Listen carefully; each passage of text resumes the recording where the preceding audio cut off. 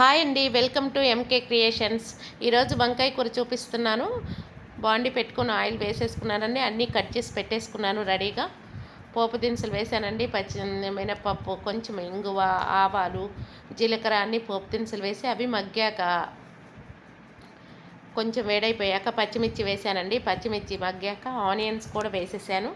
ఒక onion కోసాను, onions కూడా వేసేసాను. ఆనియన్ మగ్గాక ఆనియన్ కొంచెం బ్రౌన్ వచ్చేసాక ఎమ్మటే వంకాయ ముక్కలు వేసేసుకున్నానండి. నేను 1/2 కేజీ వంకాయలు తీసుకున్నాను.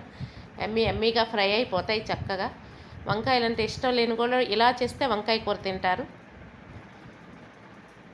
ఉప్పు నీళ్ళలో వేసుకోవాలండి. వంకాయ బ్లాక్ కాదు, మంచిగా వైట్గా ఉంటుంది. కోస్తుంది ఎలా ఉందో అలానే ఉంటుంది. వంకాయలు చక్కగా 5 మినిట్స్లో మగ్గిపోతాయండి. కొంచెం లైట్గా ఉప్పేసి పసుపేసి మూత పెడితే 5 మినిట్స్లో మగ్గిపోతాయి. చూడండి ఎంత బాగా మగ్గిపోతున్నాయో. మనకి చక్కగా మగ్గిపోతుంది చూసేయండి వంకాయలు. దాంట్లో కొంచెం ధనియాల పొడి, అల్లం వెల్లిపాయ పేస్టు అన్నీ వేసేసానండి. కొంచెం కొత్తిమీర, అల్లం వెల్లిపాయ పేస్ట్ వేసేస్తే ఒక 2 మినిట్స్ మూత పెట్టేస్తే మగ్గిపోద్ది శుభ్రంగా.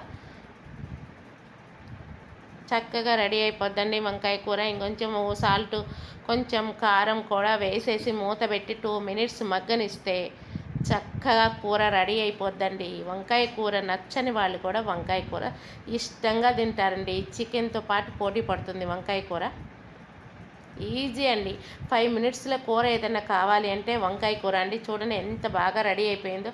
మనకి రోటీలో కానీ, చపాతీ, పరోటా దేంట్లో అయినా తినచ్చు. బాయ్ అండి. సబ్స్క్రైబ్ చేయండి.